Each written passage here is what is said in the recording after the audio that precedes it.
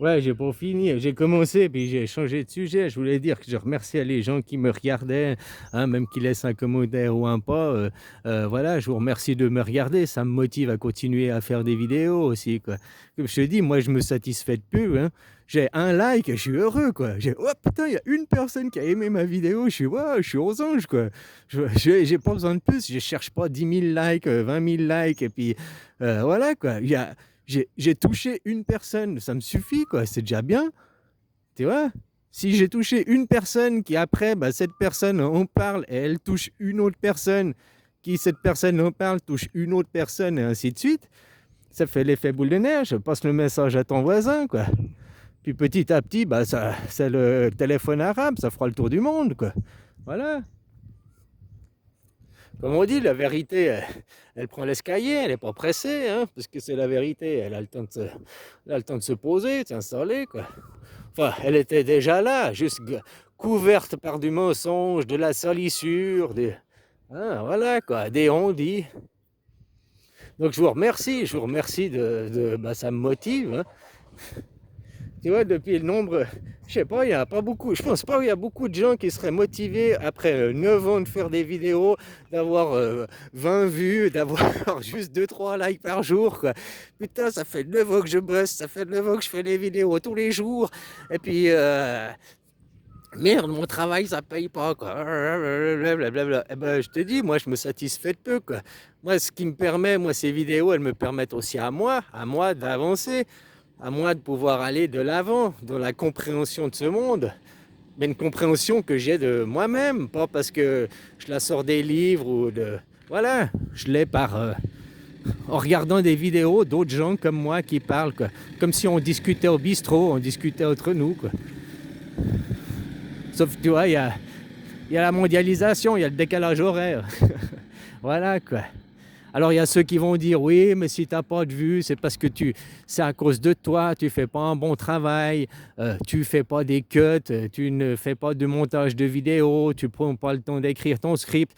On voit bien que mes vidéos, je prends mon téléphone et je dis ce que je pense, je dis mon opinion, donc les gens, blablabli, blablabla. Mais tu comprends pas que c'est du punk que je fais.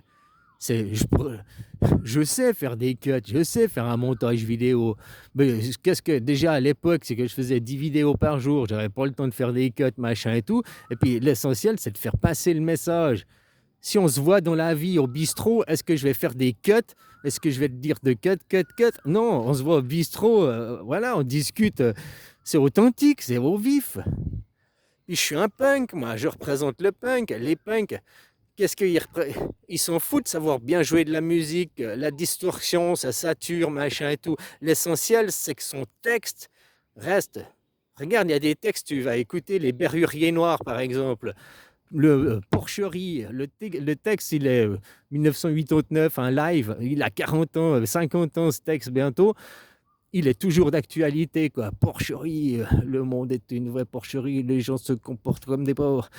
Et tout, va l'écouter, quoi. C'est toujours d'actualité, c'est ça. Aujourd'hui, c'est maintenant, quoi. Ça sature, c'est le punk, tu vois, à l'inverse de Mozart.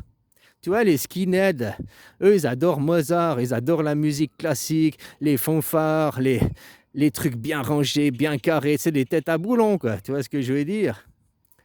Mais Mozart, c'est l'un des plus grands compositeurs de musique classique, quoi. Même si c'est pas le plus grand, hein, tu vois.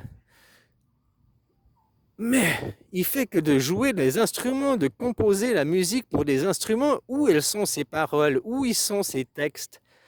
C'est beau la musique, c'est vivant, ça fait vibrer, on est d'accord, il y a de l'émotion, je dis pas l'inverse, mais où ils sont ces textes, où elle est, ça percute dans la tête des gens, quoi. Tandis que je te dis, les Berruriers Noirs ou d'autres textes de punk, t'as vu, il n'y a plus de punk. Depuis, il y a eu dans les années 70, début des années 80, il y a eu le punk. Après, c'est fini, quoi. Non, non, il y en a, ouais, il y a encore des restes, mais c'est fini comme mouvement, en gros. Mais les textes qu'ils ont laissés il y a 40 ans en arrière, ils sont encore percutants aujourd'hui, ici, maintenant. Ils sont encore d'actualité aujourd'hui, ici et maintenant.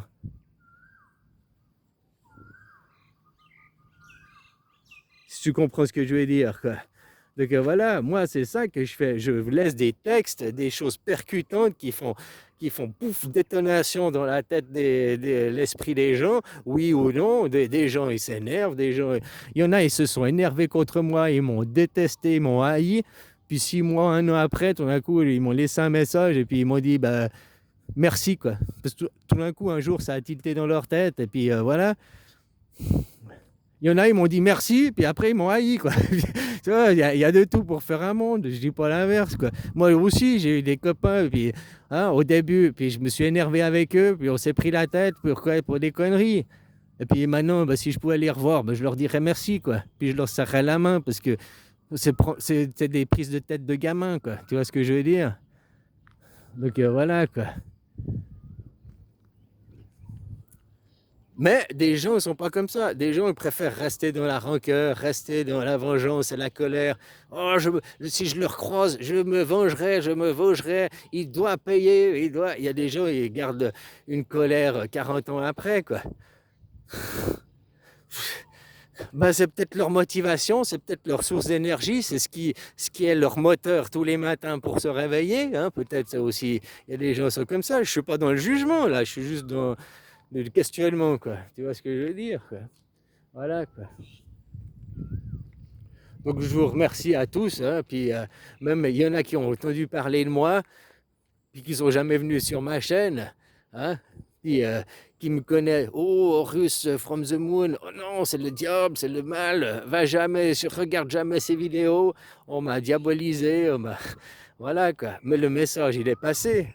Parce que si maintenant je regarde le message que je passais il y a 9 ans en arrière, qui est toujours d'actualité aujourd'hui, et que je continue la démocratie directe, quoi, la liberté, se tourner vers les enfants, vers l'avenir, et arrêter de regarder le passé et les rancœurs passées et répéter le passé, quoi. Le passé, il est écrit et il n'existe que dans les livres. Si tu viens au monde et que tu n'as jamais lu un livre et jamais regardé un film, machin et tout, puis que tu habites dans ton village, mais tu vis en paix, en harmonie, tu ne vis pas dans les rancœurs du passé, dans les guerres du passé qu'on te remet au présent à travers les livres, à travers l'histoire pour qu'elle se répète. Non, vous voudrez mieux apprendre, si on veut changer, n'apprenons pas l'histoire aux enfants, quoi, pour éviter qu'elle se répète. Et laissez les enfants, les next generation, créer une nouvelle histoire. Mais pour ça, il faut les laisser chanter, il faut leur laisser vibrer leur nouveau chant, leur nouveau cantique. Comme je t'ai dit, là, maintenant, là, c'est ça cette année, l'ouverture 14 du chapitre 14 de l'Apocalypse. Cette année, les nouveaux cantiques vont être chantés, les nouveaux paradigmes, tournés vers les enfants, tournés vers l'avenir, le futur, et stop le passé. Et si on analyse Trump, eh ben c'est ce qu'il fait en cassant l'Église de l'État, en séparant l'Église de l'État. En Suisse, c'est fait il y a longtemps, mais soi-disant, vous, en France, à la Révolution française, vous avez séparé l'Église de l'État aussi. Vous avez aussi coupé la tête du roi, puis maintenant, vous avez un président qui est soi-disant votre représentant. Mais que nenni, vous n'avez rien fait. On vous a juste foutu un décorum, une des croyances, du sophisme. Parce que maintenant, tu vois très bien que tu es dirigé par une religion, puis que ton roi, Macron, il se dirige comme un roi. 49.3, enfin même pas Macron, le Premier ministre. 49.3 dans ta gueule, c'est le Premier ministre qui arrive avec les 49.3 dans ta gueule. Mais sous ordre de Macron, parce que Macron lui a dit de faire, quoi. Voilà.